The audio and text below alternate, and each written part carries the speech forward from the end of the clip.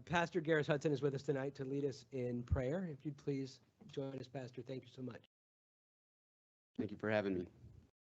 Let's pray. Heavenly Father, we come before you today with grateful hearts, thanking you for the many blessings you have bestowed upon the city of Tontitown.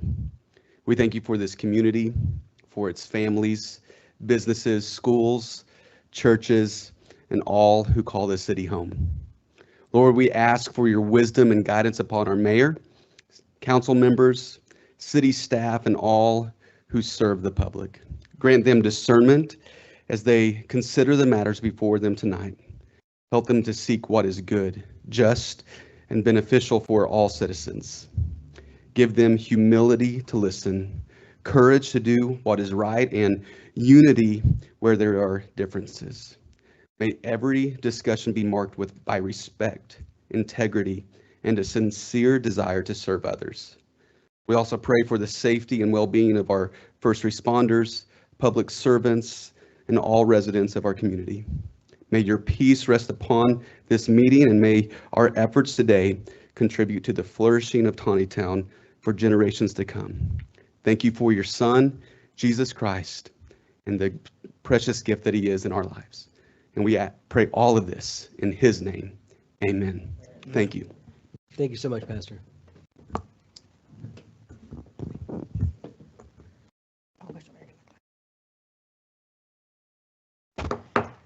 I'd like to call the June 16th, 2026 City Council meeting to order.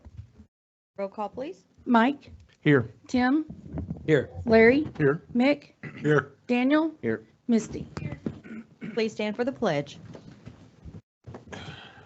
I pledge allegiance to the flag of the United States of America and to the republic for which it stands, one nation, under God, indivisible, with liberty and justice for all. Okay. I seek approval of the agenda. Mayor, if I may, last meeting, we had a discussion on a bid from the CPA firm, and it got in late. If we could, I'd like to amend the agenda and add that as item 11Q, I think it is.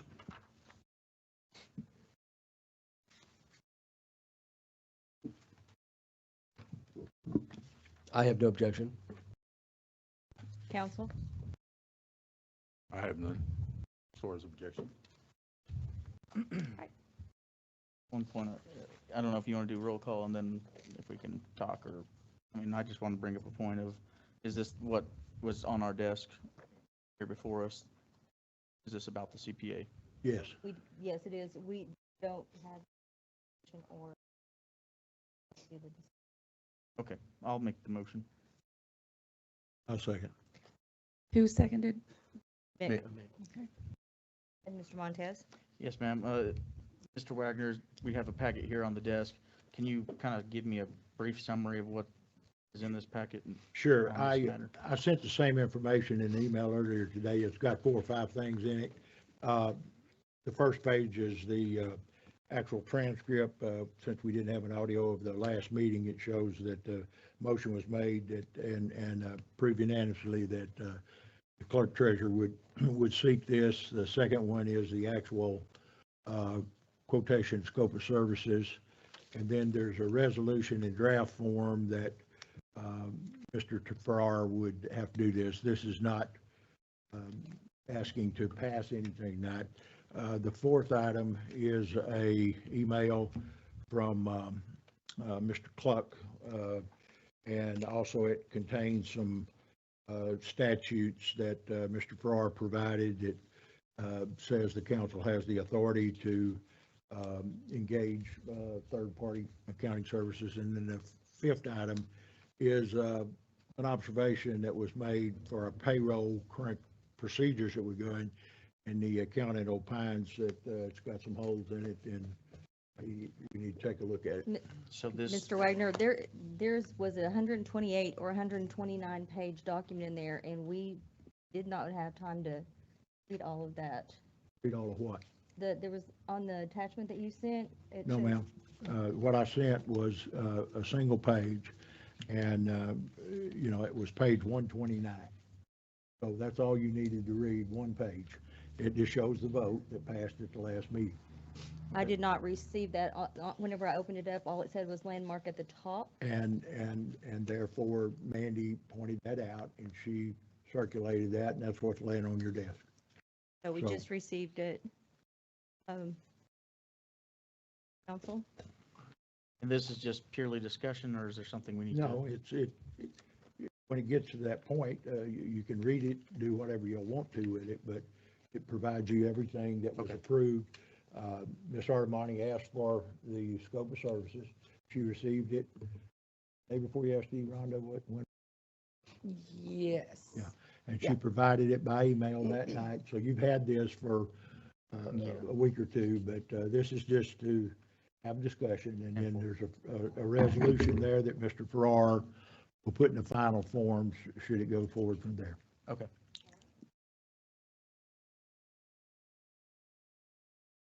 Anybody else have any discussion? To just, no, not, we're discussing it Yeah, the later. motion is just to Move it. To add move it on to- the to agenda, and then we'll discuss. discuss it that time. That's fine. All right, if I see. Roll call? Tim, Yes. Mick, Yes, Mike, Yes. Misty, Yes. Daniel, Yes. Larry. Yes. Now I seek approval of the agenda, since we voted to put that on there. I'll make that motion. Second? Roll call? Larry, Yes. Daniel, Yes. Misty, Yes. Tim, Yes. Mick, yes, Mike. Yes. Okay. Approval of the May 19th, 2026 City Council minutes. Seek approval, I seek a motion. Motion to approve. I will second. Roll Hold call? on, hold on, hold Oh. on. The agenda, that was the minute. Rhonda, I think it got mixed up when we voted to put it on the agenda, and then we voted for the agenda. Okay, then we're gonna, okay, sorry. Larry, Yes. Daniel, Yes. Misty, Yes. Tim, Yes. Mick, yes, Mike. Yes. All right, Ms. Artemani, our financial report, please. Okay, this is for May 2026. City General income was $733,511.20. Expenses was $699,154.87. That left a positive operating income of $34,356.33. Water and sewer income was $515,317.09. Expenses $554,330.49, left a negative operating income of $39,013.40. Streets income was $162,300.70. Expenses was $355,154.28, and that left a negative operating income of $192,853.58. And those large expenditures were we had some legal fees, some roofing repairs. We paid a quarterly payment to our central EMS. We had a principal and interest payment for the fire. That's an annual payment. We had a police car, an unmarked purchase for an unmarked police car. We had some police software, and we purchased 2 Mini-X. And had some materials and supplies bought. So, and that's all I got. Are the 3 from Riggs Cat, are those? Mr. Burris, you didn't authorize to speak yet, but I apologize, I take it. you may go ahead.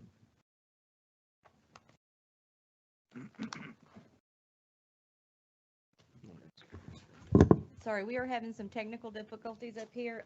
None of our this half of our screens are not working, so I apologize that we're crawling on the floor and trying to get Take a this. recess? No, it's fine. You go ahead and ask your question, sir. What was it? My question was for you, Mrs. Artemani. Mhm. There are 3 line items for Riggs Cat. Uh-huh. Two of them for $22,777.62. Yes, I'm that was guessing that's not a split. duplicate. That but was it the split. Same thing. Split between two. Okay, and then the Riggs Cat of 101,784.73 was the. That was for the streets. Yeah. Yes. Okay, thank Yeah. you. I do have one more question, if Okay, I may Mr. speak. Mr. Madam Montez, you may speak. Ms. Artemani, this might be a question better for Chief Krug, but I'll ask him in private if you don't know. Do you know anything on our fire truck? And if we're, the new ladder truck that's coming in, when No, we're expected that's, on? that would be chiefs. Okay. Thank you. I'll ask Okay, him later. sorry. Anyone else? Sorry, Larry. I'm sorry. All right, we'll go ahead and go to our department reports. Museum, Ms. Emily? Good evening. So the Board of Directors did not meet in June because we had Heritage Day right before we would have normally met. We had a great day on Heritage Day on May 31st. We had great weather and we saw a lot of new faces. A lot of people from the new neighborhoods came by. Just a really great afternoon. So, and I wanted to thank all of our sponsors and just everyone who attended to make it a great day. Following Heritage Day, we had summer camp. We had 7 students, ages 7 through 9, in the museum during that torrential rain we had last Monday. They were a great group of kids. I've actually heard back from the parents. They are still talking about the camp. They had a bocce tournament. They learned about grape culture from Dax Peachy. We made polenta and pasta all by hand. They made their own pasta and got to cut it and everything. So a lot of really fun stuff. Our digitization project is on hold while we get our new staff member acquainted with Tontitown history and just the runnings of the museum. But as soon as she is comfortable with the collection and kind of where we're at, she's very ready to start. We had 100 visitors for May, and that included 75 on Heritage Day and then 25 regular visitors. And just as a reminder, America 250 Block Party at Shiloh Museum of Ozark History is happening on July 11th. I will be there representing the museum. We'll be handing out buttons and also just talking to visitors about Tontitown history. And I will also be doing a talk on Tontitown's place in American history. And lastly, we are saying goodbye to Julie this month. She's just got a couple more shifts that she's helping out with while we transition.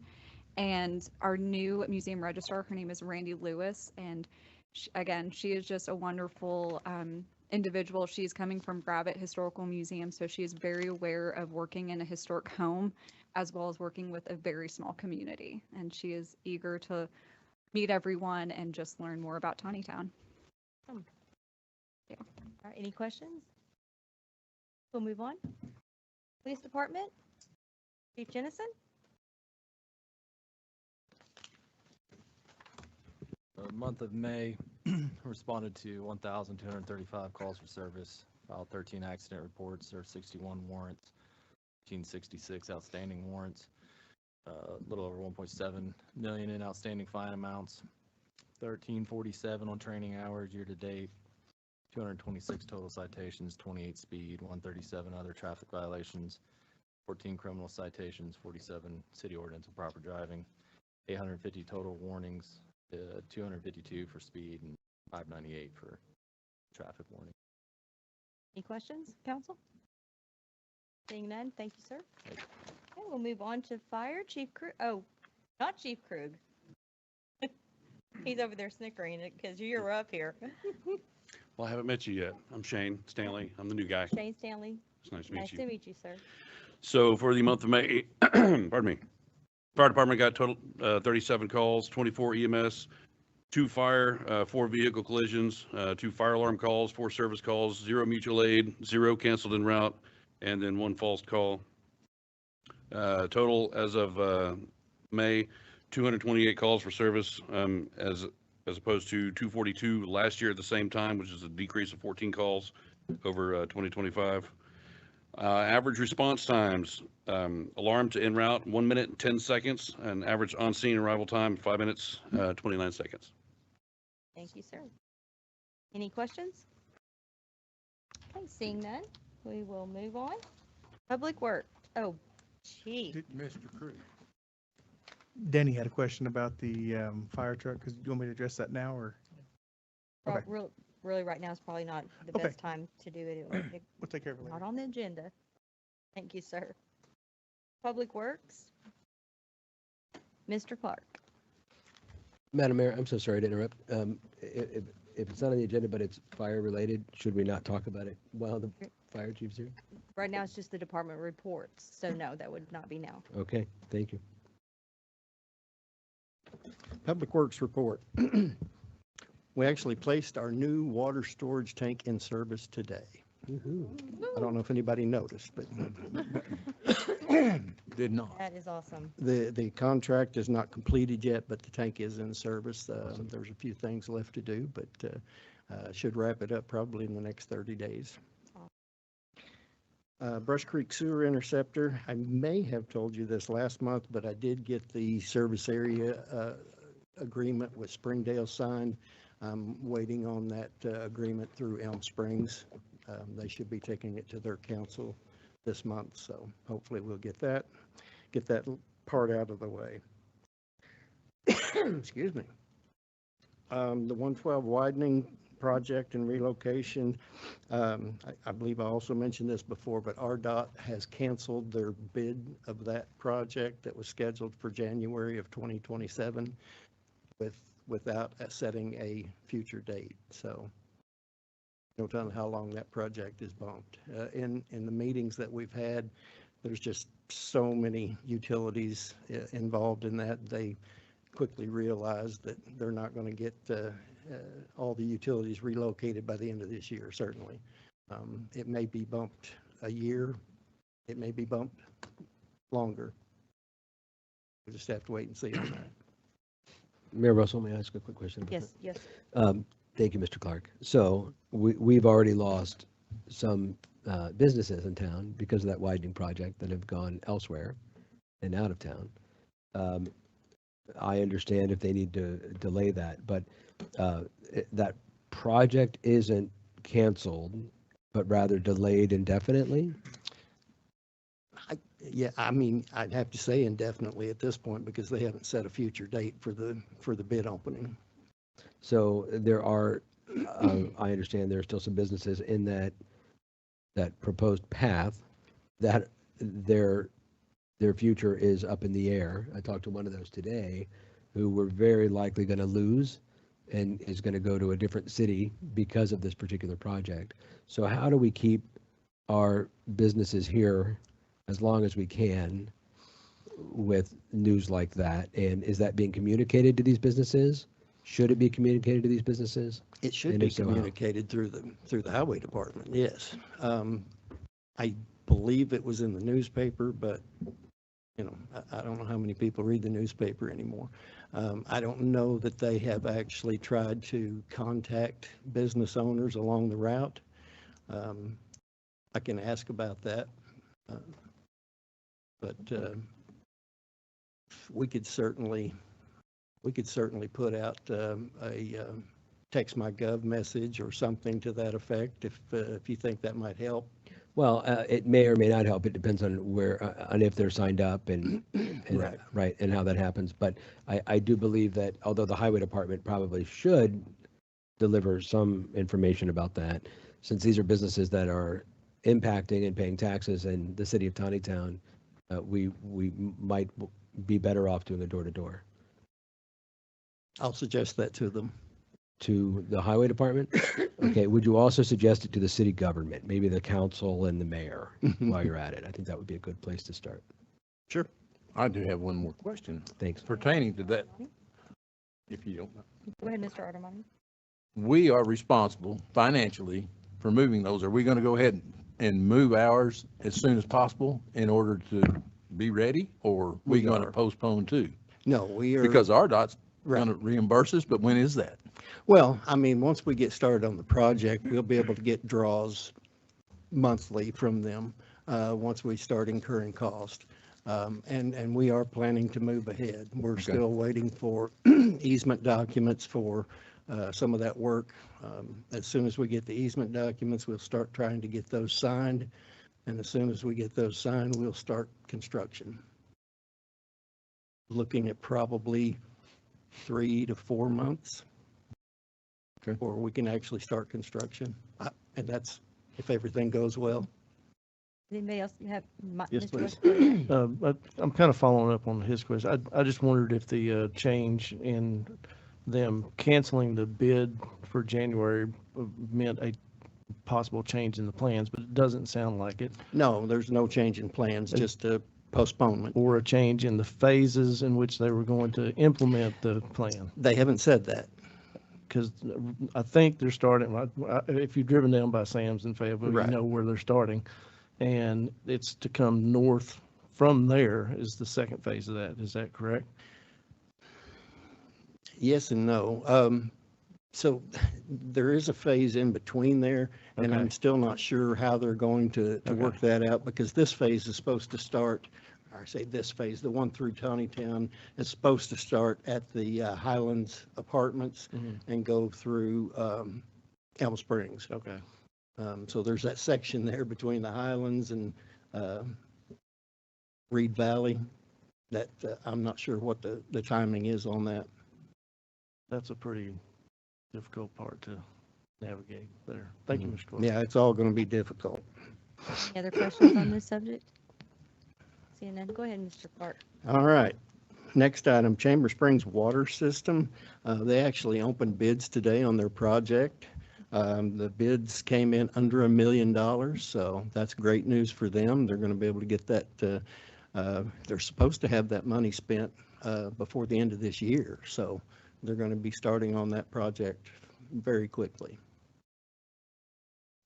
Last item is and the council's aware of this, just wanted to make everyone else aware that I sent a letter to Waste Management on June 9th, giving them 30 days to come into compliance with the leachate discharge permit and basically Chapter 52 of the Tontitown Code. Gave them 30 days to provide a detailed description of what type of pretreatment system they're going to build and the design information so that we can review that, and also projected schedule of when they can start, how long it's going to take, and when it will be completed. Hopefully we will hear from them before the 30 days is up and have a path forward. And I think that's all I have. Okay, Any more questions? Mr. Wishko, I don't have a question, but I just had a comment for you, Mr. Clark. I want to thank you for sending all that correspondence that you sent us that kind of had the timeline of events of what you've been doing to that end of the June 9th letter. So thank you for that information. Happy to do it. Thank you. Thank you, sir. All right, next we'll move on to our building and our community development. Mr. Latham. I think the building report is reflected as I reported the last 5 months, where we're doing extremely well on the residential side. We've actually surpassed what we did last year, if you haven't noticed. We had an evaluation this year on residential at 23 million, and last year comparison was 21 million. But you look at the fees, our fees are almost, I mean, they're over what they were, so that's just 5 months, heading hopefully to what we've done in 2024. We're still very weak on the commercial side of things. Hopefully maybe something will turn around on that, on the economic development side. Any questions on that? Council, any questions? Seeing none, thank you, Okay, sir. on the community development side, on the planning, which by the way has been rescheduled for June 30th. It won't be next Tuesday, but June 30th due to some vacations. So we do have a variance request. It's a setback requirements on a property located at 741 Javella Road. We have a large scale, which has to do with the police station that will be looked at by the Planning Commission at that meeting. Pam has requested to do a vacate of a right-of-way. This is on First Street in Washington. They had come to us and indicated the problem is when traffic backs up, people want to turn down South Barrington. They're coming through that property of theirs, so they would like to vacate and close that off. So that'll be coming through. And then their preliminary plat on RE subdivision went through the tech review, and they still have some work to do, so that will not be presented at the Planning Commission. I do want to mention there's a lot of activity going on regarding the regional growth plan that was actually presented to the Leadership Council.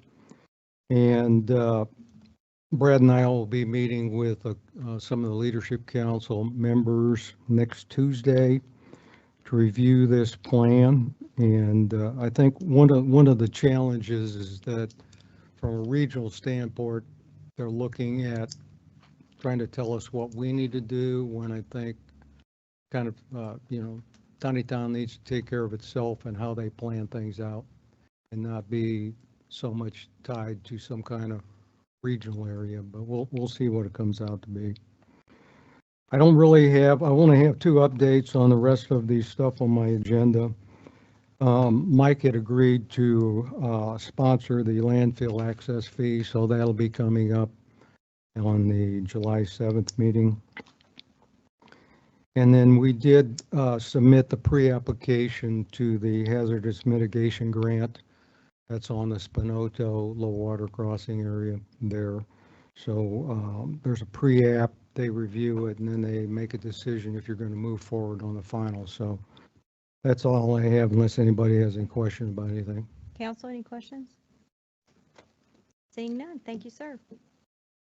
Okay, approval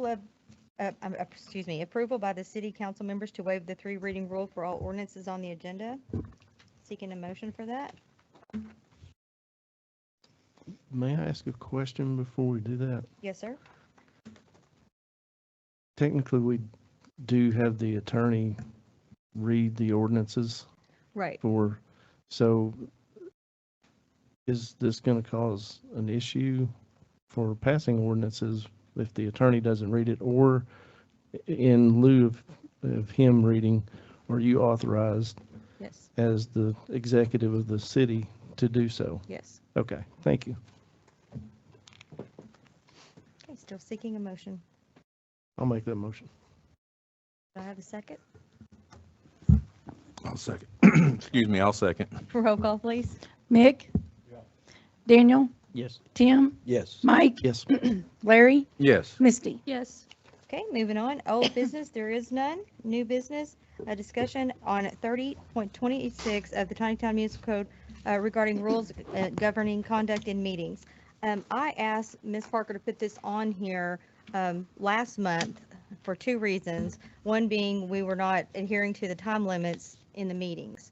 And 2, we were getting ready to appoint a new council member, and I wanted them to be aware of the rules. We will not be addressing anything on the freedom of speech or anything like that. That will be for the attorney. That will be referred to him if anyone has any questions on that. But I just wanted to go over this, make sure everyone knows the time limits, knows the order, and I have it there in your packet. And does anyone have any questions? Seeing none, we'll move on. An approval of a formal acknowledgement of a water sewer audit sponsored by Mr. Clark.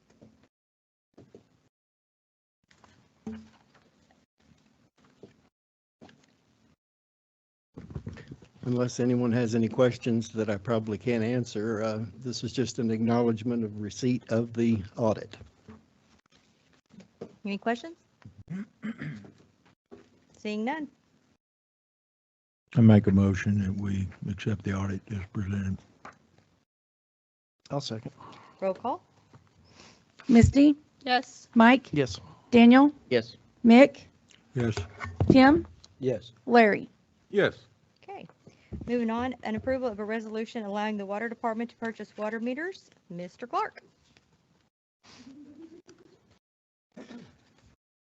You want to pull up a chair, James? You might as well.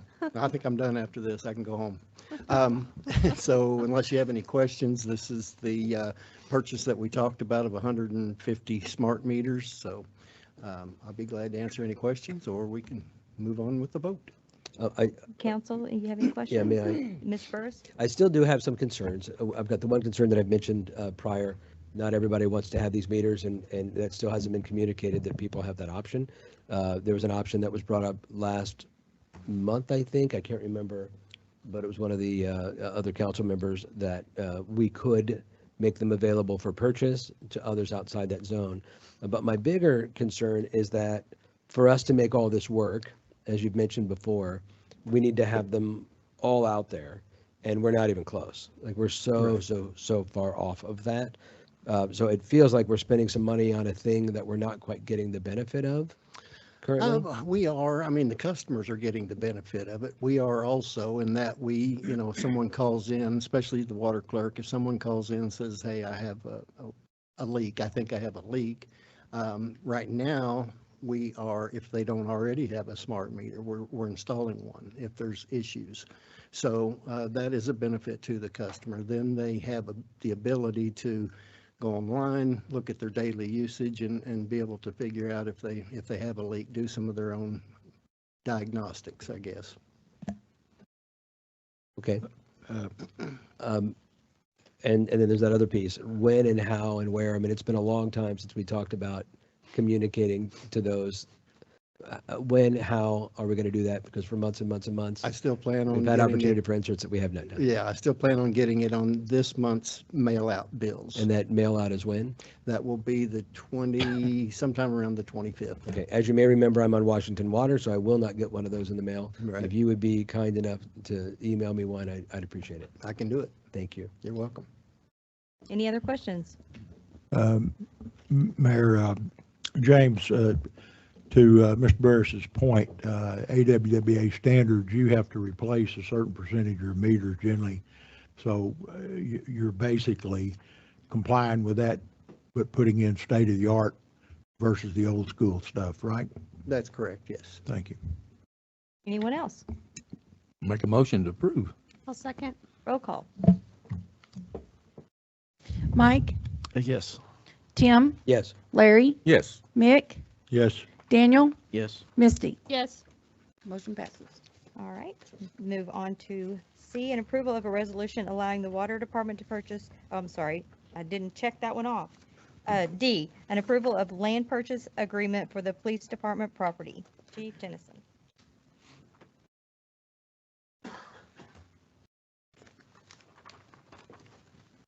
Any questions? Council, you have any questions? Nope. If none, I seek a motion. Make a motion to approve. Second. Roll call. Tim, Yes. Mick, Yes. Mike, Yes. Misty, Yes. Daniel, Yes. Larry. Yes. Okay, moving on, an approval of an ordinance to adopt Tontitown Police Department policies. Chief Jennison. Council, do you have any questions? Just one comment. Yes, I Mr. know Go ahead. Mr. Bowen put a lot of work into this, and you did too, Chief Jensen. You detailed the number of hours that you spent. Thank you very much for doing so. I haven't had a chance to go through all 200 plus pages, but thank you again for putting the work in on that. It's good. I did a speed read on them. I think you want a third grade spelling bee too, so. Okay, I'm seeking a motion. I make a motion to approve. I will second. Roll call. Larry, Yes. Daniel, Yes. Misty, Yes. Tim, Yes. Mick, Yes. Mike. Yes. Okay, moving on. Again, it's Chief Jennison. An approval to remove a 2024 Nissan Rogue on the TPD fixed asset list. Council, you have any questions? Oh. I'm sorry, I will make a motion to get rid of that rogue, please. Okay. Second.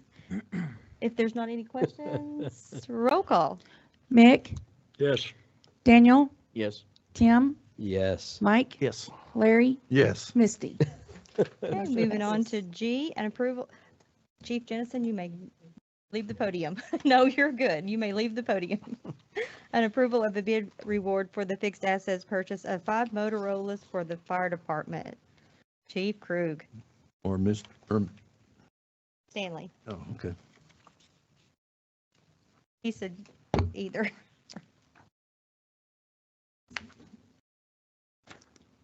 Do we have any additional questions other than the stuff I sent out in email? No, just thanks for getting the bids in a Thank you. timely fashion. Appreciate it. Okay, if there's not any questions, seeking a motion. Yes, a motion to get Krug out of the ringer he's been in for way too long. Roll call. Daniel, Yes. Misty, Yes. Tim, Absolutely, yes. Larry, Yes. Mike, Yes. Mick.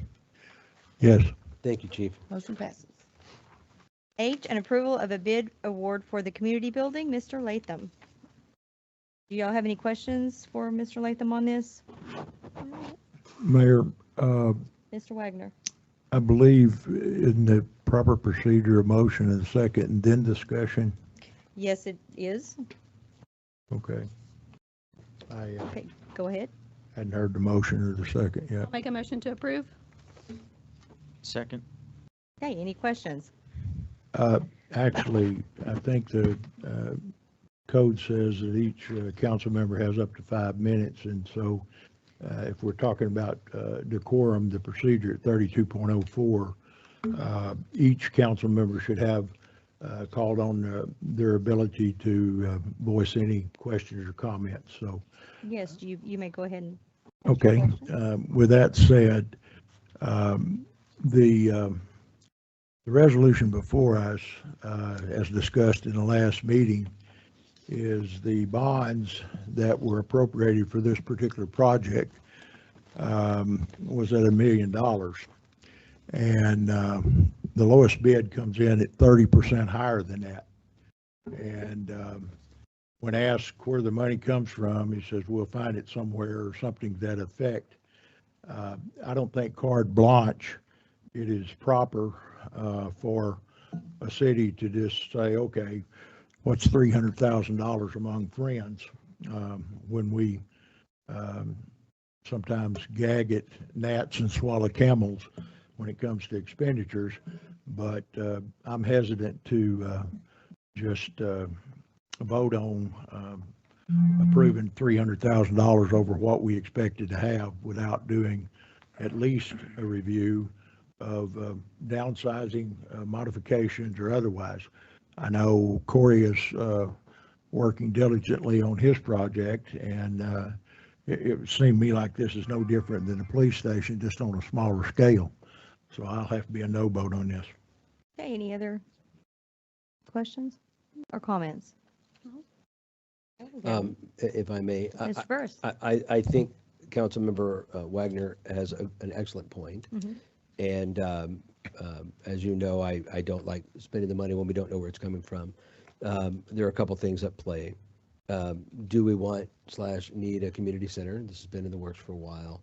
The $1 million from the bond would cover that. The 300,000, I know that we have a fund with a great deal of cash in it. I think you're right to bring it up. I think it's right to have the discussion, but perhaps a bigger discussion, a larger discussion about whether or not we should have that building in the first place. I certainly don't want to put the brakes on where we are and how we are, but it may be worth further discussion. If I may address Mr. Wagner directly. You're I not allowed. cannot. No. Okay, then I'll just put it out there for anybody who might Okay. have an answer or response. Is there anything that would change that thought process for any of my fellow council members on that $300,000 spend? I'll leave it there. Let me jump in here for just 1 second. This was voted on by the citizens. The citizens want this. So was there anyone correct. else that wanted to speak on this? To answer? I think we get 2 bites at the apple, don't we, ma'am? It Yes, says ma'am. Yes, 5 sir. and then we return. Is that correct? That is correct. Okay, so I'll let the other council members speak what they have to say, and then I have something else to add to this that I think has been completely overlooked. Mr. Burris, did you have something else to say? No, ma'am, thank you. Okay, that's it. Oh, Mr. Montez. Um, I hear what you're saying, Mr. Wagner, and I guess I could get behind your points, but I am eager to see this move forward. It is something that the public did vote to approve those bonds to continue on that sales tax. But I do echo your point on the $300,000 of being over. And I don't know if I'm okay with dipping into reserves to facilitate that. We've got, I believe we were over budget on the water tower, that we're gonna be dipping into those reserves. That's a separate account. Correct, Yeah, yes, just to let you absolutely. know. I'm Okay. just saying, I don't, in my household, in my auto expense account, I don't go over budget there, and I don't go over in my home renovations or repairs. It's all, I look at it all. So when I look at the water department and we're going over there, Corey had to downsize his police station, the fire station, when we did that, that had to be downplayed and, cut some costs to make it effective. So we might look at this building and see if that might be something too. But again, I'm kind of torn because I'm eager to see this, come before us and start getting some dirt moved and get somewhere where we can gather and have these, community events and stuff, so. But if anybody has any points to where, we can come up with that missing funds, or how we can come to where we come to where the sales tax were approved through the voters, and how we can come in budget. I just wanted to let you know, or maybe remind you that it was downsized and we did bring Yeah. it forward. And, This is where we're at. well, the changes were made because council wanted something different. You'll Mhm. remember that. Yeah, So that's why it went over. gotcha. Mr. Latham, do you have anything that you would like to say on this? Ma'am, No, sir, you do the not have. discussion's not over yet because you're supposed to have two turns. And I'm reading as we speak at 32.04. Okay, it's not, you do not have permission to speak at this time. Well, I've Okay. tried to get your Miss P- attention, ma'am, and you didn't allow me to. Ms. Piazza, would you? Yes, I just had a couple things. They presented the bid to us, but I was understanding that there was a company with the metal, and I'm drawing a blank, that was going to help maybe give us Central States, but we didn't get to see that. And I think they were going to cut us a deal on that, and help us as a business here in town. Also, is the foundation working? I thought the foundation was working on maybe helping us, trying to get some funds to help with this as well. It would offset, but I would like to see where Central States, if they did help us out, I would like to see that, because I don't think we have actually seen that in what was presented to us. And then just that this was the bond that the citizens voted for, so I feel like we would have a lot to answer for if we didn't move forward. I agree that we're over in finding out how to get that, but the citizens did vote for that million, so figuring that out is definitely something I feel like we need to do. Mr. Armani? I just had, just a point, we're throwing around $1.3 million, and here on the resolution, it says $1,190,970, or, 197, so it's $1.2 million instead of $1.3 million, which, that's still a lot of money, but it is 1.3, and as it has been discussed, that's one of the things that the public said they wanted, so I think personally that we need to try to find a way to come up with that. Anyone else? Mayor, may I have my second turn now? Yes, you may. One thing that occurred to me in talking to the fire chief the other day is currently I believe there's two apparatuses in this building. And the rush to judgment here to tear a building down, what do we intend to do with those two apparatuses? Because with the new apparatus being here sometime later this year, you're completely full. So what are you going to do? Put a tarp over these two units and put them out in a grass field somewhere? It looks to me like, again, I hear, the citizens want it. It's only a couple of hundred or 200. The point still remains. It looks like we're kind of getting the cart ahead of the horse here. And maybe the fire chief can tell me what you're going to do with those two apparatuses. I mean, that's the question that I've got. That's the question that we discussed. And, we're hurrying up and waiting. And, And then the next question is, doesn't that have some effect on the ISO? I know you're going to try to upgrade your equipment as it goes along, but where are we going to put these equipment? I mean, you can't, there's no room in a city shop, I understand.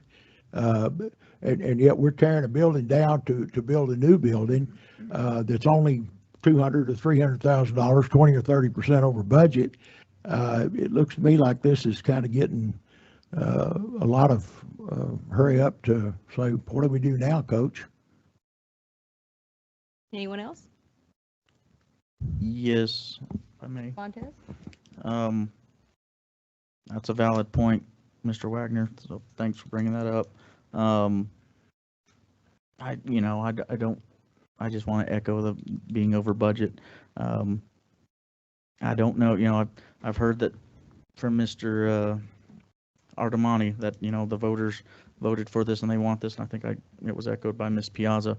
But I also think as a voter and a citizen of Tontitown that I don't want to be dipping into reserves to, on all this. We should, I don't know, if when we came to them with the bond in the voting, if we just didn't get our numbers right, or, we can blame it on gas prices and tariffs and stuff like that. But I mean, we do contingency percentages are built into those to where, hopefully that stuff gets covered in the contingencies where we try not to be over budget. So unfortunately, we're over that mark in at least two of these, maybe three. I mean, if you think about it, the water tower, the police department, and everything's had to have some kind of Band-Aid put on it. Again, Chief Jennison has had to cut his building down. The water tower, I mean, it is what it is. We got to do it. We're already in construction, so we had to pull that out of reserve. This is at a crucial point where we've got a chance to wrangle this thing in and bring it into budget and help our taxpayers that want this stay within budget. I mean, I don't know if we don't tear down that building and we move it. I mean, I'm thinking of the apparatus problem. What if we move that? Can we move that over to the building down here? Can we move it and resurrect it and have somewhere to store some more equipment? Would that save us on demo fee? I'm just thinking out of the box right now and trying to figure out what we can do to bring this in compliance. Do we need to put something off? And then I do have a question on this. Say we don't move, say we don't act, say this doesn't go through. What happens to this bond money? Do we lose this if we halt and stop? We lose it. So, I mean, we lose it, but what happens to it? We have to give it back to, basically it goes towards the debt of those bonds as if we didn't borrow those funds.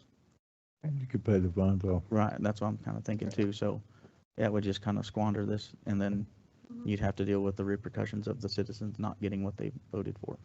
So that's what's weighing on my shoulders is, do I go over budget and pull it out of reserves and make citizens happy, or do I not do it, try to keep it in budget and make citizens happy? So that's what's going through my head. I yield back. Piazza? Yes, I know that one of the reasons we're over budget is because we changed our building codes after we got the bond, and we had to stay in alliance with our building codes. Okay. So part of this was us.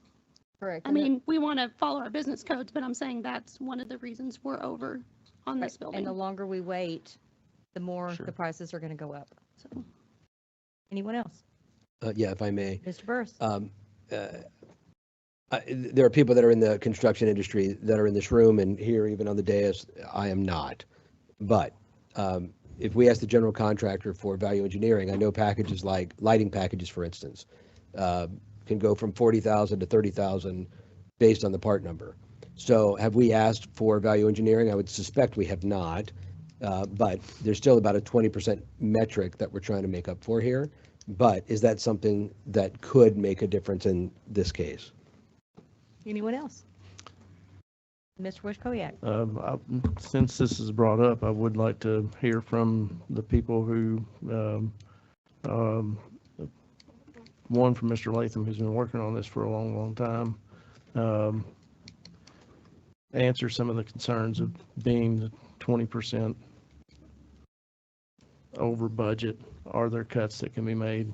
And two, to Chief, what do we do with the apparatus problem? That's not something I had thought of. So I think it's prudent to get information from these two before sending this to a vote. Okay, anyone else? So, I think that's everybody's. I All mean, right, Mr. Latham, would you like to come to the podium?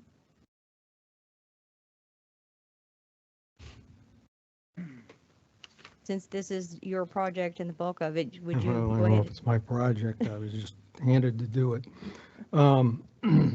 As I mentioned last time, and I think, Misty, you mentioned about the fact that there are new codes that did require this building to be totally facaded around the whole thing. And so that increased prices, as well as your landscape code that was required of that.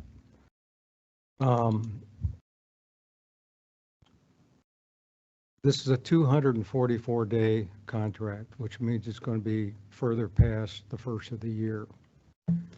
If you're considering accepting what we have, then you could allocate some additional funding in the 2027 budget to be able to complete it. Just a thought. I don't know. I think you got a lot of bids here. Delaying it.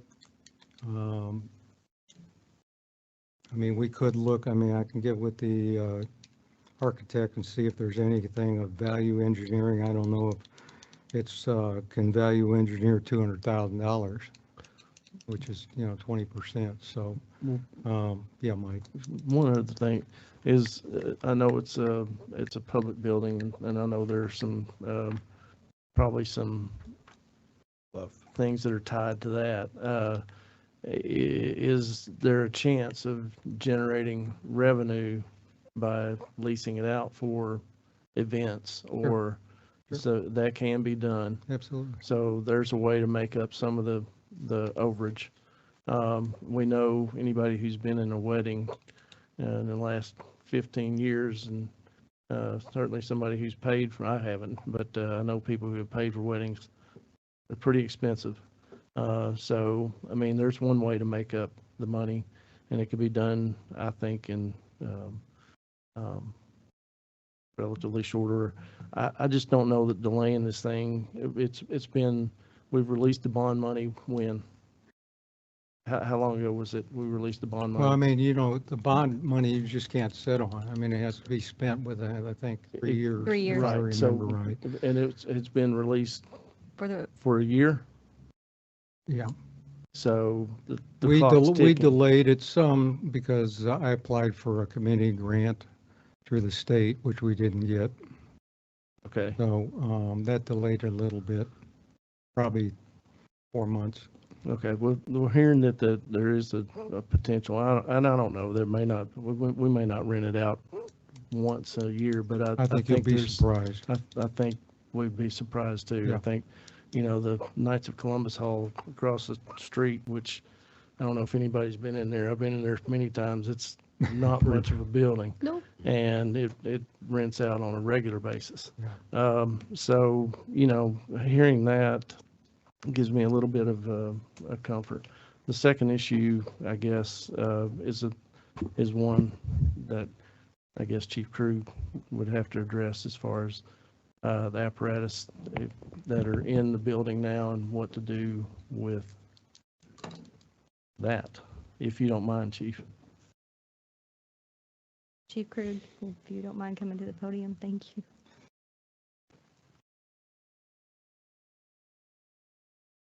So, I mean, at this time, we don't have anywhere to put them. They have to be heated, or the pumps and the tanks will freeze in the wintertime. So it's not a big deal till we get till December. It's equipment we're using currently. One of them's our reserve ladder truck, and then the other truck is not being used. It's strictly for driver training. Could it be sold? The driver training truck the reserve ladder truck needs to be kept. The TA, the volunteer fire department building that's in the west part of town. I don't know if there's some arrangement, if there's room there. I don't know, may not be. Some arrangement we can make with them to store. I know it's inconvenient for you, for sure, to put it there. All right, I'm sorry, I thought you were finished. We can ask. I mean, I can't speak for the fire board over there, but I mean, we could ask if we could store a truck there. Okay, thank you, Chief. All right. Mr. Artemani? There's a whole lot going on here, and is this something, there's been no motion made, is that correct? Yes, Should we have a table- motion and a second.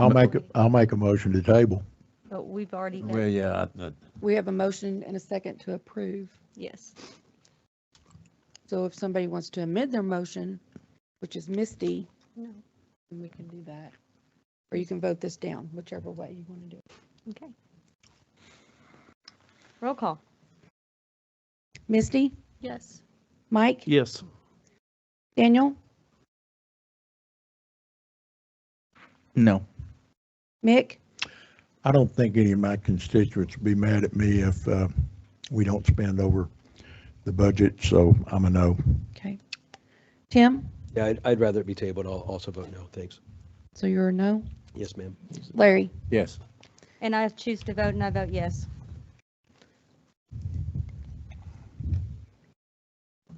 and the motion passes.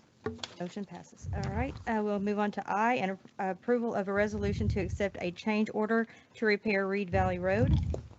Mr. Latham?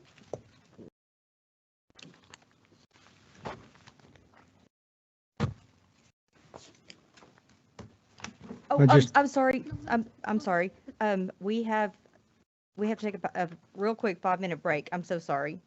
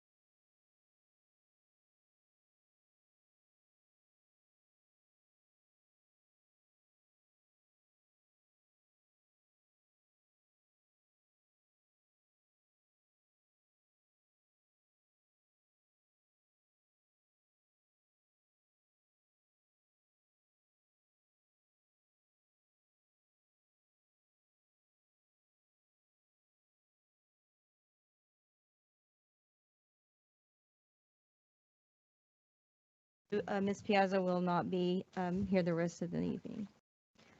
Moving forward. An approval of a resolution to accept a change order to repair Reed Valley. Mr. Latham?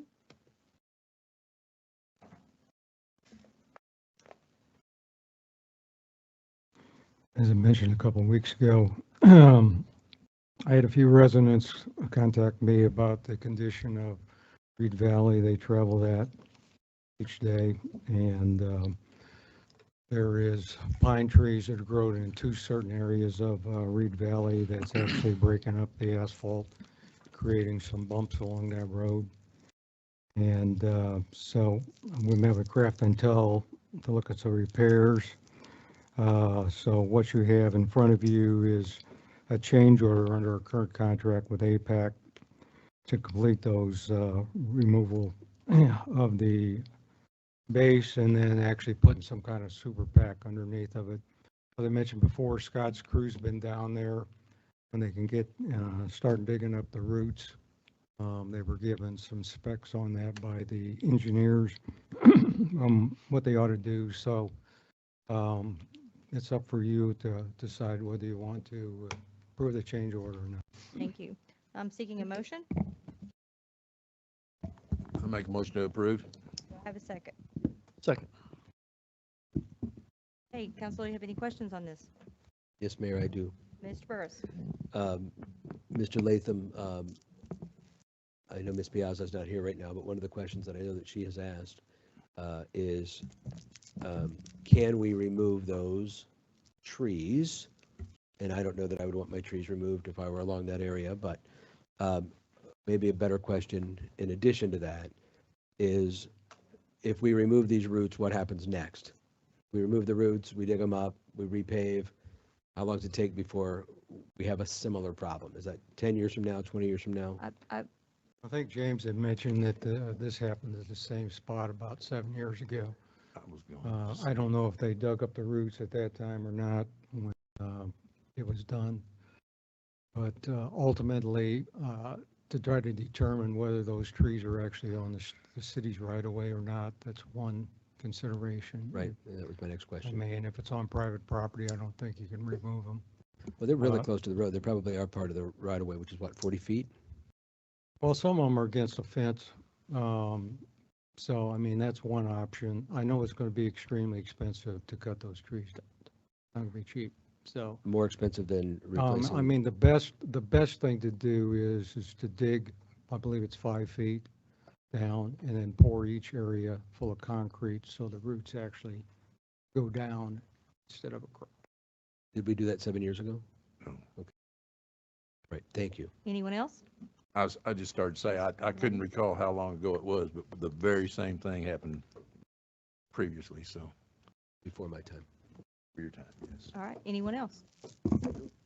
Seeing none, roll call. Larry, Yes. Daniel, Yes.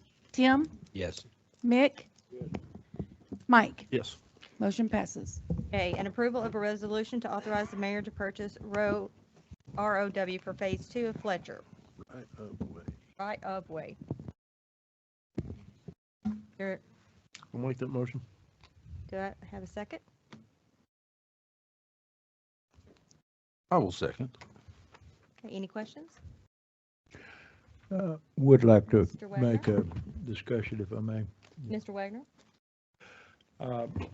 One thing, and I realize we're looking backwards, but you may recall that in that particular road section, we took a $200,000 loss on a house. And it looked like the time to be negotiating right-of-ways would have been at the time we gave a discount to this vendor. That's it. Okay, any other councils? Yes, Mayor. Yes, Mr. Burris? Well, I've been pretty vocal about this particular project and the house in particular. I agree with Mr. Wagner on this as well. This is one of those situations where I am very concerned about how this has gone down to begin with. I wasn't crazy about buying the house. I was less crazy about selling the house in the way that we did. I do believe that we have indeed given quite a lot to this particular developer. So I don't mean to be offensive, although it will be. When we're authorizing the mayor to negotiate the purchase of a right-of-way property, I have deep concerns about how that's all going to play out. And so can you provide any direction or thoughts on how you're going to handle that as we move forward? Mr. Latham, would you like to go ahead and to the podium, let them know how that was negotiated out? I think you had an appraisal that was done by Reeds and Associates, which was a very professional appraisal company, appraised it at 221,000 something. So I believe the resolution in front of you grants her the opportunity to negotiate up to what the appraised price is. And so who will be involved in those negotiations? Are you involved in those negotiations? Is James involved in those negotiations? Is it only the mayor? No, it authorizes the mayor to do it. It only authorizes the mayor to do it. But they are in the negotiation stage with me, yes. And so we're going only off of what the current appraisal is. We're not looking backward at anything or saying, hey. We can't. I mean, Right. Then perhaps. I mean, you're looking at purchasing property for whatever the value that they appraised it Sure. at. Right, I understand that. Then I think Mr. Wagner's words are probably even more true. But, okay, thank you. Mayor, Mr. round Wagner. two, please. Round two, Mr. Wagner. Okay, I'm glad it was mentioned that we're looking at a fair market value appraisal. We also had one when we had the house, but we seemed to throw that one out the window. But point made. Anybody else? Okay, roll call. Okay, this is a motion to approve. Mick, No. Daniel,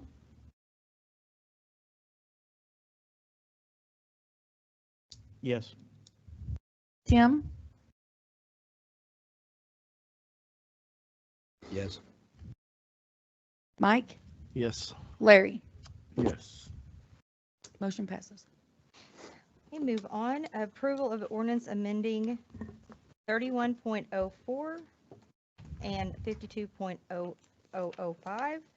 And Mr. Wagner, if you will go ahead and. Certainly. Both the code sections it mentioned, as it was discussed at length in the prior meeting. The city has been unaware, evidently, because the code hadn't changed, that the control authority for the Water and Sewer Group is not the Water and Sewer Commission. It is, in fact, the City Council. This clarifies that. It also, in 2011, when a water department was formed, the code says that the department head of the water and sewer shall, not may, shall report directly to the mayor. This cleans up those two ambiguities that are in existing code. Okay, before we get a motion second, I'm going to go ahead and read it.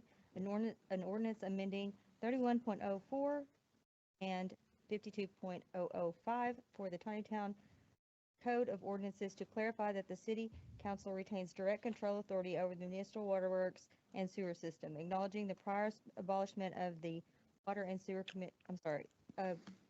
Sewer Commission, establishing the Water and Sewer Manager as a department head, reporting to the mayor, requiring monthly reporting to the City Council, clarifying contract approval authority, removing obsolete references to the former Water and Sewer Commission, establishing records retention for expectations, and repealing conflicting ordinances and for other purposes. I'm seeking a motion. I'll make a motion. Second. Hey, anybody have any questions? Yes. Fontes? Yes, I do. Thank you. I would assume that upon passage of this, where I believe this does update the codes and cleans it up.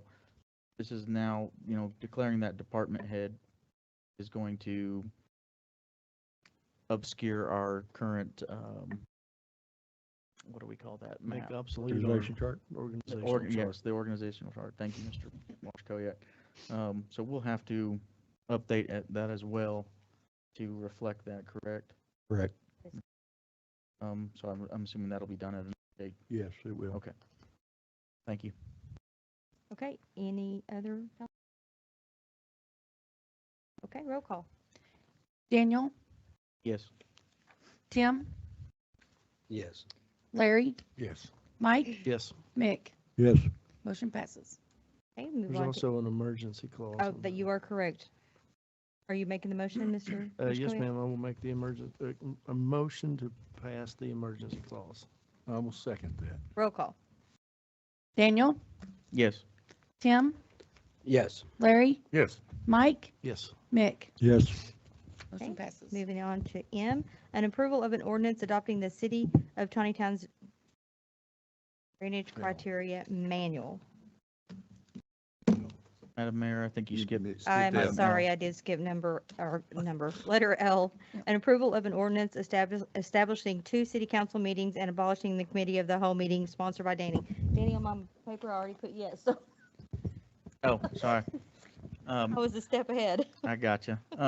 Yes, I brought this forward to council, essentially doing that, abolishing the cow, and establishing 2 legislative meetings each month, and the formation of advisory committees, that here on council will have the discretion to, create those advisory committees and appoint a chairman and, other members to those advisory committees, and, kind of do business that way and bring that to each city council meeting, helping us speed up the process of government essentially and getting things done in a more productive manner. Okay, I'm going to go ahead and read the ordinance. An ordinance amending the municipal code for the city of Tontitown to abolish the committee of the whole, to establish 2 regular legislative city council meetings each month, to create standing advisory committees of the city council, and to amend provisions regarding meetings, order of business, and ordinances consideration and for other purposes. I am seeking a motion. I make a motion to approve. I'll second. Roll, oh, I almost said roll call. Discussion. May I? Mr. Artemani, yes, sir. I have no issue with having 2 city council meetings, but I'm really at a loss here on your committees and how we're going to form them, when we're going to meet, who's going to be involved. So until I get further clarifications, I'm out. I'm just telling you. Okay. Am I able to rebuttal on this, or do I? Absolutely. Yes. Please do. Okay. Mr. Montez. So the way I kind of see that going is, if this passes, we can either have a work session or we can discuss that at the next meeting and create these advisory committees and, either draw straws on who goes on what, or how we kind of divvy those up and get those responsibilities. But essentially what I would think is, these advisory committees can meet all on the same day. Each member, we could almost all come up here. I don't know how we do it, but I would say we could all come up here, sit at our seats. The microphone works just the same whether you're here or in the center, and call your committee to session. And just like, at the planning commission, you've got the planning commission, you got the board of zoning and adjustments, and the chairman gavels the hammer at each item, and we conduct business from there. And then those items move to a city council meeting for us to hear. So, I think we could have it to where everything's in a line, same night. You're not coming to multiple different meetings at different times. Rhonda's not having to notify media 20 different times. We're able to set up a scheduled time to have those workshops and everybody bang out what they've got on their agendas and conduct the business and get it to a city council meeting faster than waiting for one a month. To me, Madam Mayor, may I speak? Mr. Wagner.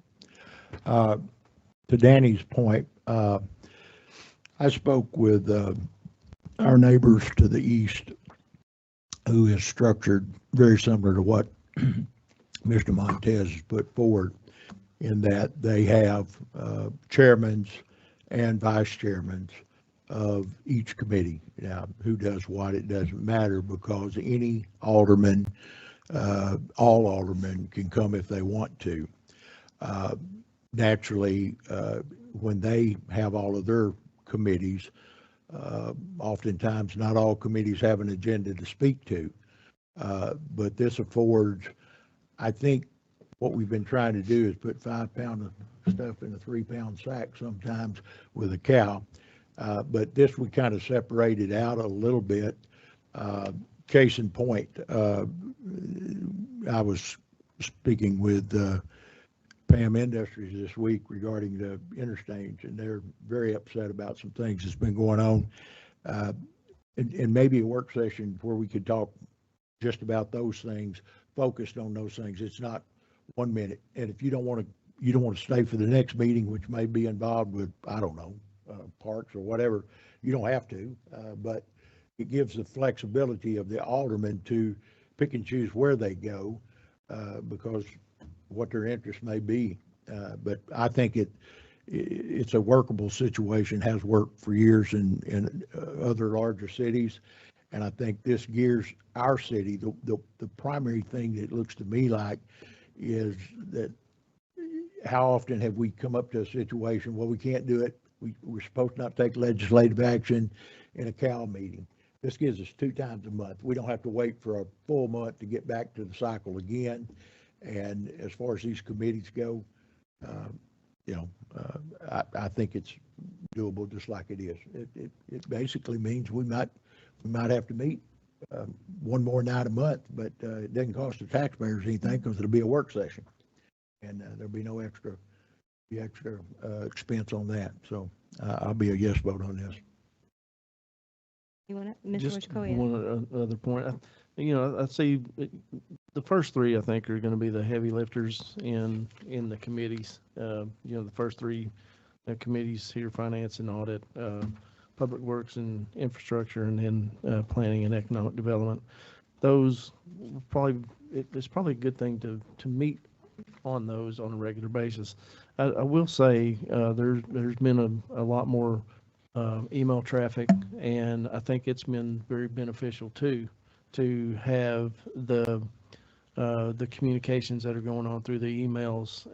It's a lot to chew up and spit out. I was on vacation all last week, so I didn't look at mine for 8 days, and came back Sunday night, and there was a flood in my inbox. So I'm still drowning in it just a little bit, but anyway, it is I think helpful when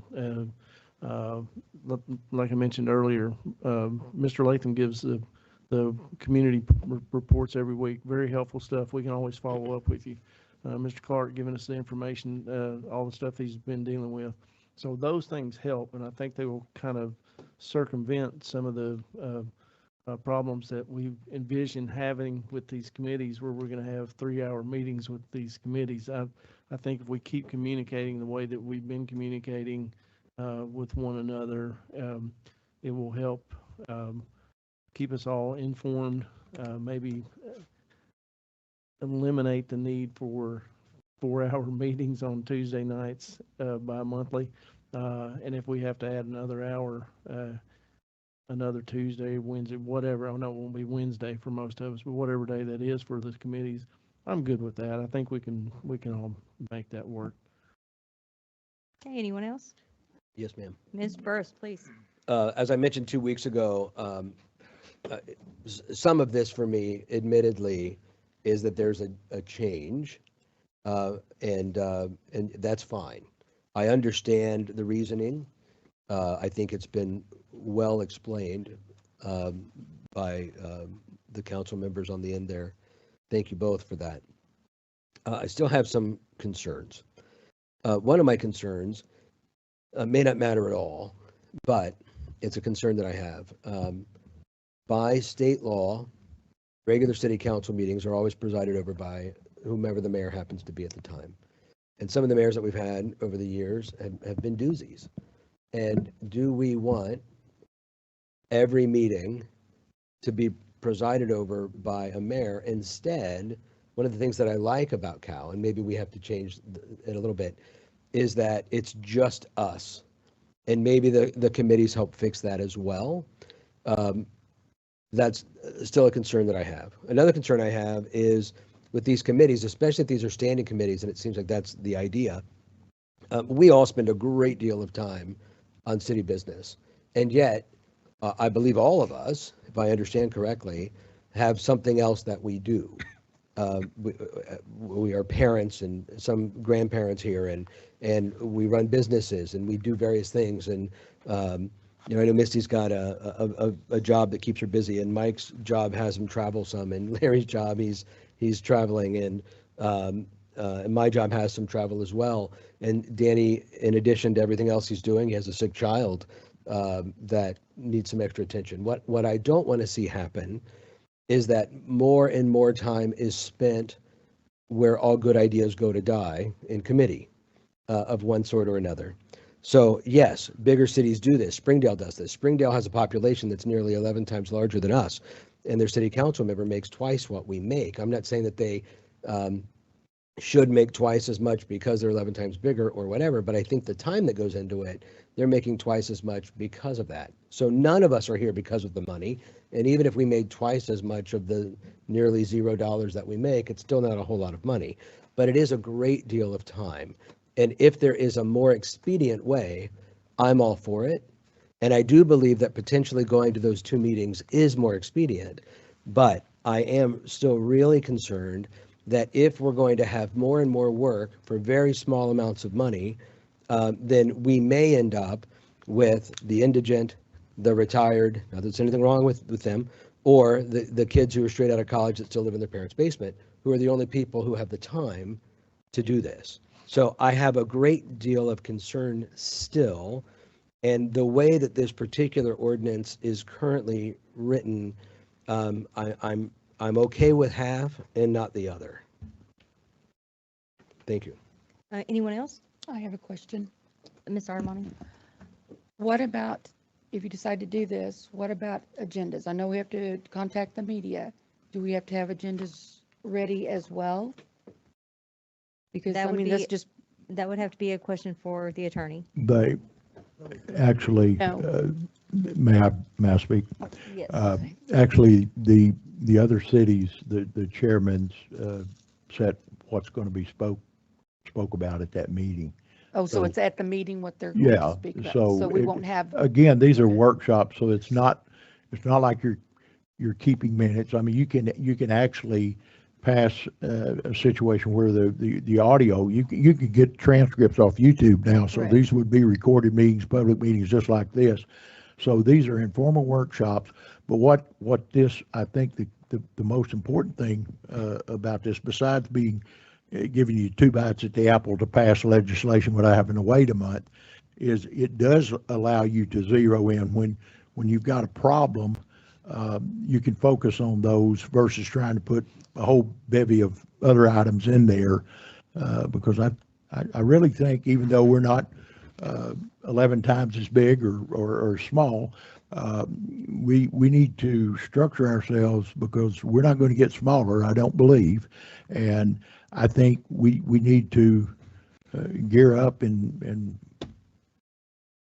face reality. Anyone else? I was just asking because I need to know our part, what Exactly. we need to do. Exactly. So, okay. So, Mr. Wojtkowiak? nope, I'm sorry. May I take my second bite? I don't think I foresee more work coming out of this. I see it divided over more time. So, that's kind of the way I look at it. I don't think any of us wants to come up here bi-monthly and stay till 10 o'clock at night. And, so if we go, 2 regular meetings, we're done at 8. Have a committee meeting, we're done in an hour and a half. Time's still the same. The second issue is, and I think I addressed this, I don't know if I addressed it with the mayor, Mr. Blazeman, whoever I addressed it with, but when developers come to us with things projects, and they're spending a lot of money on, and they go to the CAL, and the CAL says, well, we got to table it to the next CAL. They got to wait Exactly. a month, 6 weeks before they can get any legislation passed. So having 2 legislative meetings helps them as well. So, I'm willing to try it. I'm not a huge fan of having to come to something else another time. But I'm willing to try it because if it makes us more efficient, I'm all for it. Hey, anyone else? Yes, ma'am. Mr. Burris? Okay, so you may be right that we go from 8 or 9 hours or 10 hours a month to 5. That would be awesome. But even still, it takes another evening from my family, or as this was originally relayed to us 2 weeks ago, this could be in the middle of the day, which messes up all sorts of other things, I think, for all of us. So again, I love the idea of the efficiency. I love the idea of having 2 regular meetings to do regular business. I love that, yes, people don't have to wait 6 or 8 weeks, which is really annoying, and the wheels of the government grind quite slowly, and we don't need to slow them down ever more. But I am still really concerned about those. Now, if rather those meetings, those committees were ad hoc workshops that happened from time to time instead of on a calendar, I would be more apt to be okay with it. But again, those are my concerns. Thank you. Anyone else? Mr. Montez?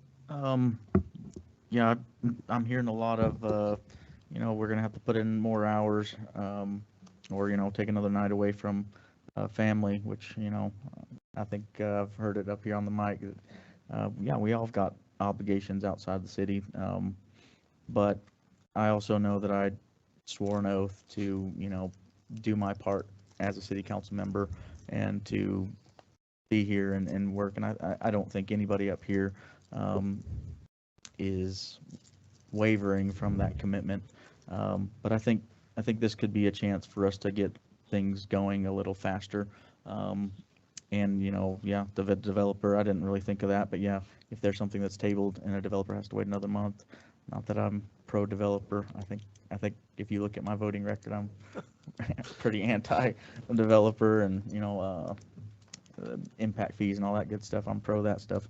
So, but yeah, that would give them that opportunity to have that item brought up quicker so they can turn dirt faster so they don't lose money and stuff. But, and then I'm hearing the things about Springdale and how big they are and how much they may make more than us. And I think I reiterated that when we had the discussion over the mayoral raise and full-time position section, that, that might be something that we look later on if we're worried about getting college kids. And I couldn't remember the other terms that were said, but I remember the college kid. Indigents, retirees, not there's anything wrong with there you that, go. and Yeah. kids who live in their Mr. parents' basement. Burris? I'm sorry. Sorry. So, Wanted to Go ahead, clarify. thank you, Montez. Mr. Burris, but those terms, I mean, if you're wanting to, that's the way of pay of the world is, if you're wanting to get more involvement and more pep, is what I'm thinking of, then we need to look at pay raise and what we might do there. I think I got some rebuttal back that we're one of the highest city councils to be paid, but I mean, I don't know. That's something to look at as everything goes up. I mean, minimum wage goes up, and I know that I pay way over minimum wage to get the guys I've got, and I've done it many years, and you can start at the bottom of the barrel, but you're going to get something at the bottom of the barrel. So if you want that, and that you're fine with that kind of quality and efficiency, then that's where you'll start. But you play with it and you move it and you find where you want to be, and you'll get some good people in here to do the job. So if that's another worry that we've got, I think we look there. Hey, any other comments from? Well, I have some concerns about it as well. And for instance, if we have to call our employees to come in, if it's a specific thing for a certain employee, we're going to have to pay overtime, period. Also, we'll have to get the developer or whoever it may be to come in to those meetings as well. I think the way that it's structured now makes better use of the staff time. Departments can present information in the workshops, and you guys are welcome to come up here whenever we have those sessions with any of the developers or anyone. So I'll go ahead and leave it at that. Roll call. Mike, Yes. Daniel, Yes. Mick, Yes. Tim, No. Larry. No. It fails. Okay, moving on to M, an approval of an ordinance adopting the City of Tontitown's drainage criteria manual. Mr. Wagner. This is kind of second chapter of previous ordinances we were talking about, but it was discovered in going through here, there was some ambiguity in terminologies in the drainage manual, and juxtaposing that with the other ordinance that follows behind that, the floodplain management.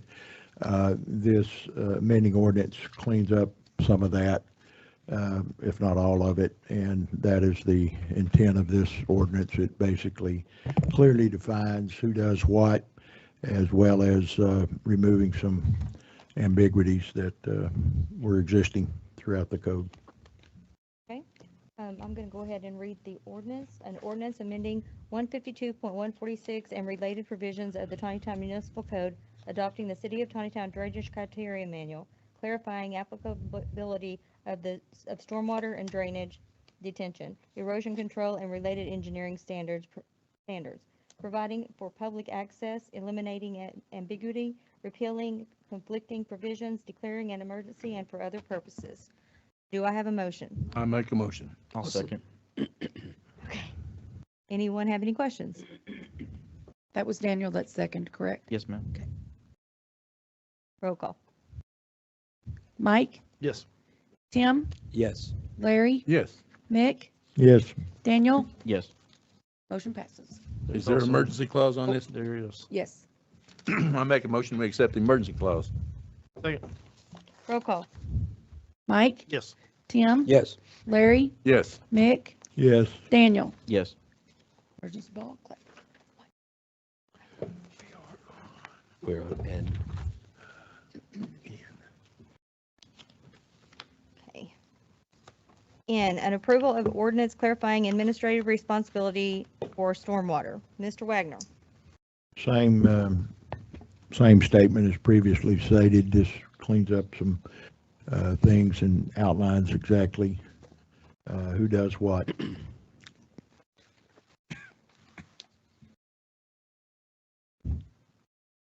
Is that it? Okay. I'll go ahead make and a read it. motion. Sorry, go ahead. Please read it. An ordinance amending Chapter 153 and related provisions of the Tontitown Municipal Code, clarifying administrative responsibility for floodplain management, stormwater administration, infrastructure review, permit coordination, and field enforcement, designating designating responsible officials, eliminating ambiguity, declaring an emergency, and for other purposes. Need a motion. I'll make a motion to approve. Second. Do we have any comments or questions, council? No, thank you. Roll call. Tim, Yes. Mick, Yes. Mike, Yes. Daniel, Yes. Larry. Yes. Emergency clause. Emergency. Make a motion. Second. Roll call. Who was that? Mick. Danny and Mick. Tim, Yes. Mick, Yes. Mike, Yes. Daniel, Yes. Larry. Yes. Passes. Moving on to O, an approval of a resolution authorizing engagement of professional services agreement with Jeff Hawkins. Mr. Wagner. Okay, this was brought up in discussions with Brad, and I might add that Mr. Hawkins, I don't need to make any introduction for him. He's a former regional planning director. He currently still does some work for them. I was speaking with Tim Conklin, who is the current manager, and he said, if y'all get this done, that is a great deal for you. it affords Brad, although he is a certified planner certifications, he doesn't have 50 years experience. And it makes a lot of sense for Mr. Hawkins, not saying anything bad about the lawyer that was here, but I think we've got a lawyer, and that's what this language is clearly outlining.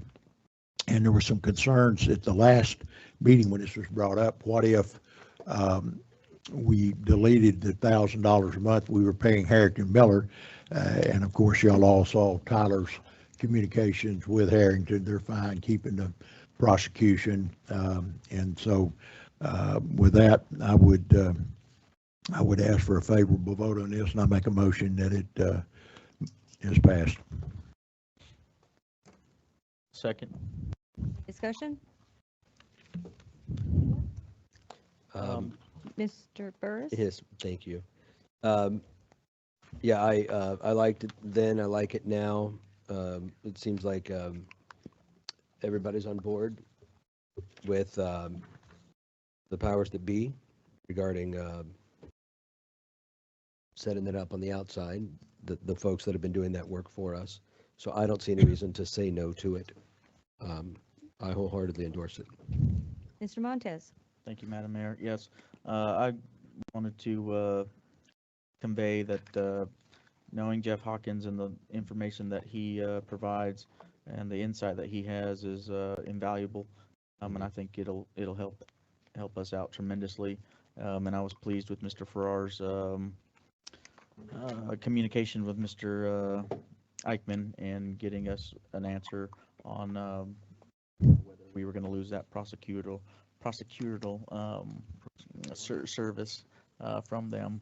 So thank you for that, Mr. Farrar, and I think this is a good path forward. Anybody else? Seeing none, roll call. Larry, Yes. Daniel, Yes. Tim, Yes. Mick, Yes. Mike. Yes. Motion passes.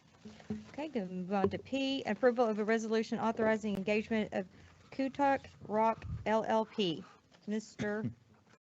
Burris, is that you? It is, yes. All right. So in conjunction with the change that we had with Harrington Miller, rather,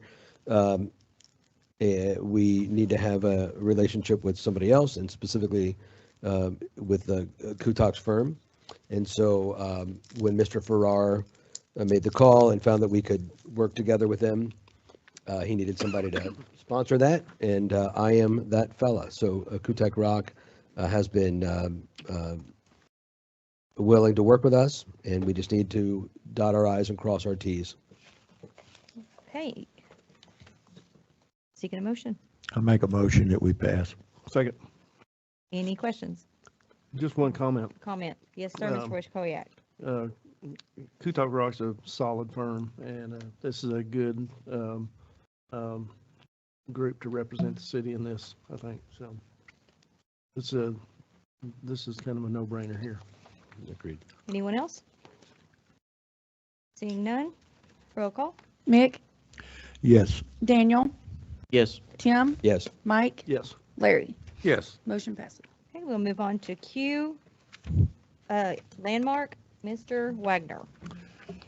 Okay, as I said earlier, we had authorized our clerk treasurer, and I don't think there's anybody that disagrees with the fact that the finances of our city as we continue to grow are increasingly important, and we just don't have anybody in our group. Matter of fact, we don't have any accounting backgrounds in our group. And kudos to Miss Artemani, because I think she's done a stellar job of trying to keep things organized. Not taking anything away from Mr. Penalto, but he's not an accountant. And as I said, once I learned some of the things, and I ask a lot of questions, as you well know, but payroll particularly concerns me, the method in which it's handled now. And if you will read the June 4 memo, I believe you'll see that Landmark kind of agrees with that.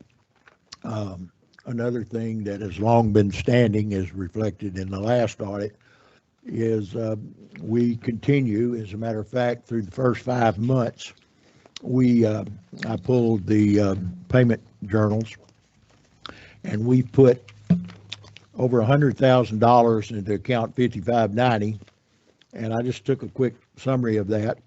We've got First Employment, which is contract services. We got AAA Business Systems, which I think is a business license or a business equipment, copiers or something, I don't know.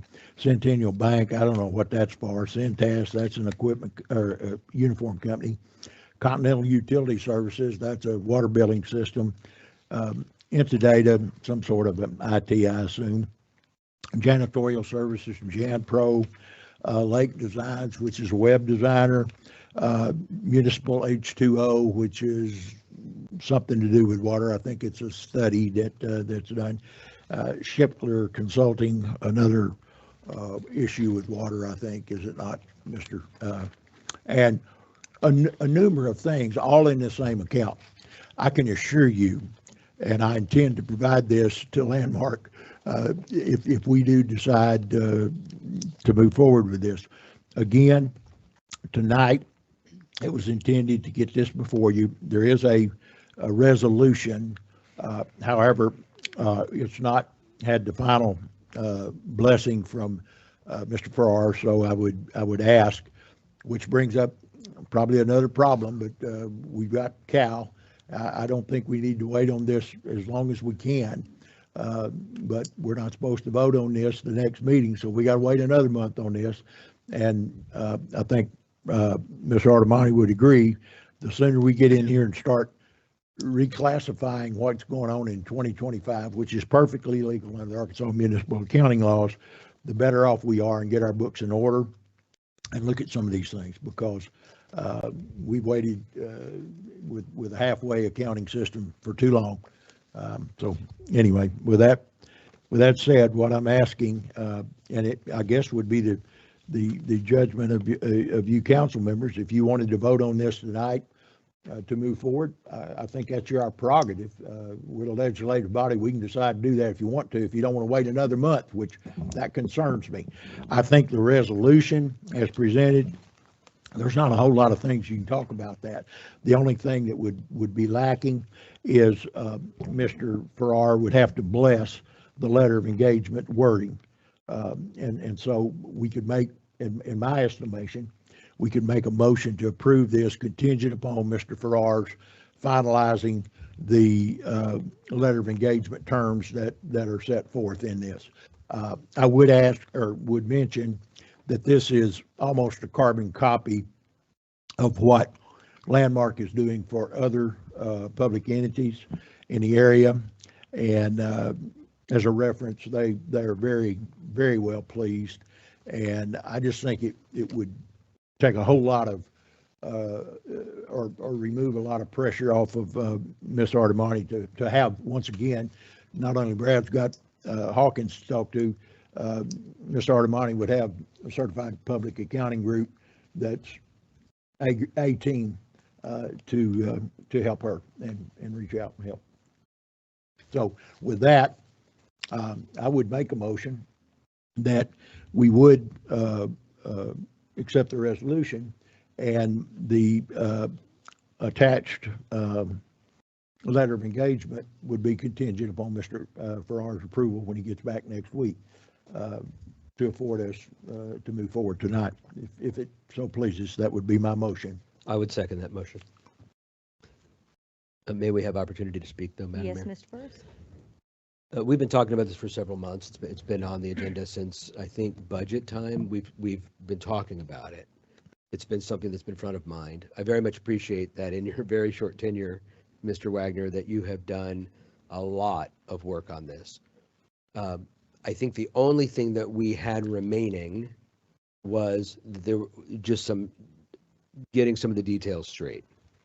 And I think we're there. And so I agree, it would be wonderful if we had Mr. Farrar here tonight. Apparently, he is allowed to leave us from time to time. And so, yes, it would be helpful to get his blessing. But I wholeheartedly agree with your thoughts there. Thank you. Thank you. Anyone else? I would, Montez? thank you, Madam Mayor. Yes, I would like to just reiterate, it's been great to have this email conversation back and forth with Landmark and divulging what, their agreement that has been presented to us. And I don't necessarily have a problem with making that contingent on Mr. Farrar's review of the agreement. So I'll probably be a yes vote on this. Anyone else? Seeing none, roll call. Daniel, Yes. Jim, Yes. Larry, Yes. Mike, Yes. Mick. Yes. Moving forward. All right, next we'll go to public comments. If you would like to make a comment, please come to the podium, state your name and your address.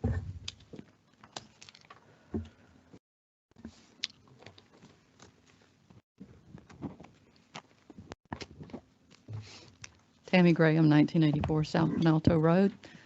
This is the letter that Mr. Clark was referring to. This is a letter that was sent to Waste Management. And I can't tell you how happy I was to read it. And I'd like to extend my appreciation to Mr. Wagner. I'm sure he had a great deal to do with it. I hope you all read it. What I would like to suggest, and I'm talking about accountability, is on the second page, I will read the third, there's 3 out of 6 pieces to their compliance plan that you all are recommending. And it says a project schedule identifying design, permitting, procurement, construction, testing, and operational milestones.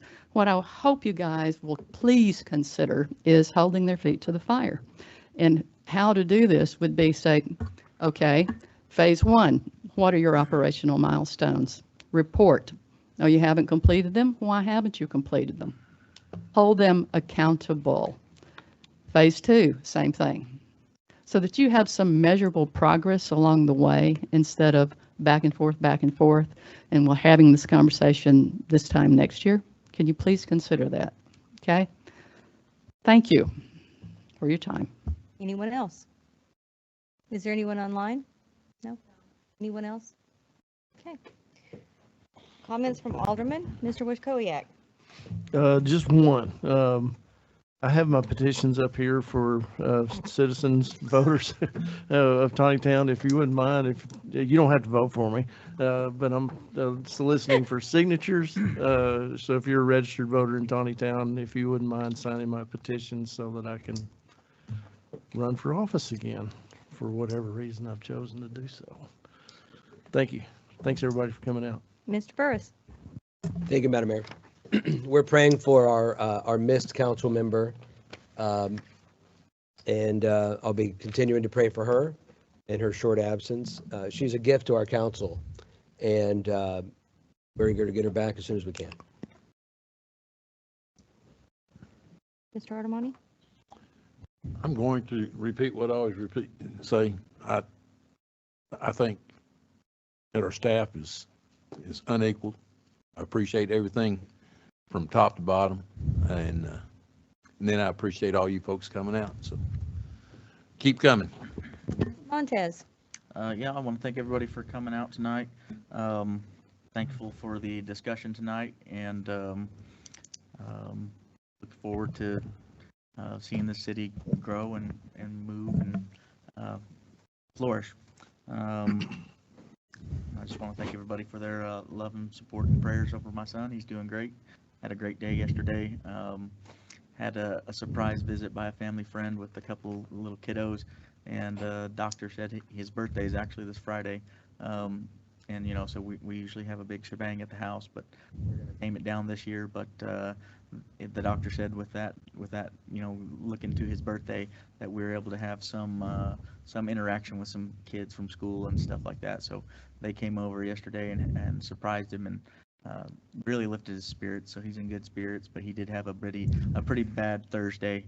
But he's doing good. The doctors like his his results that they've pulled so far and say he's on track. So thank you all for your prayers.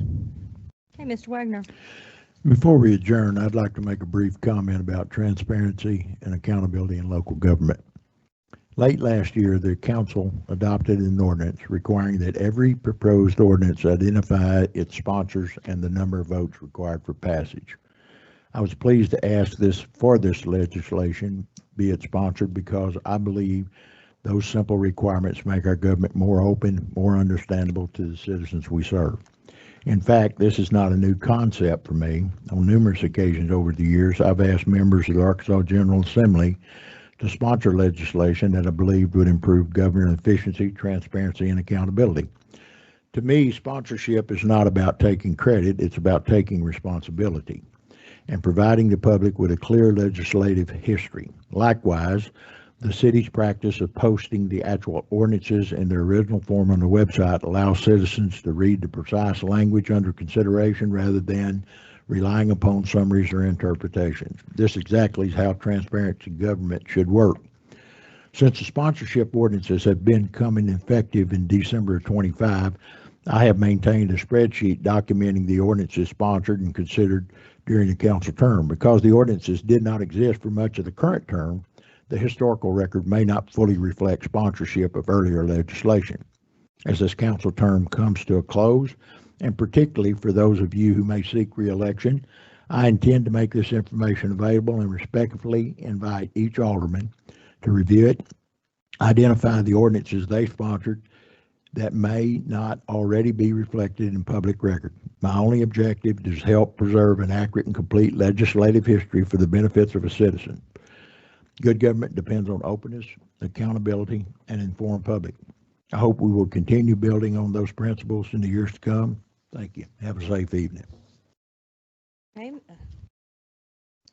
I just want to say, please say a prayer for Ms. Piazza. She had to be taken out tonight.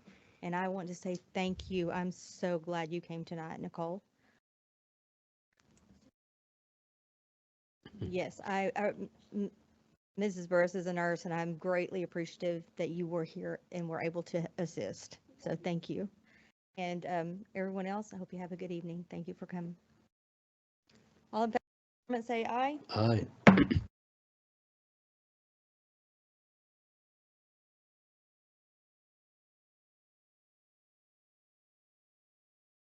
Luann Jennison's birthday, so if you're watching, birthday. Luann, happy birthday. Happy birthday, Luann.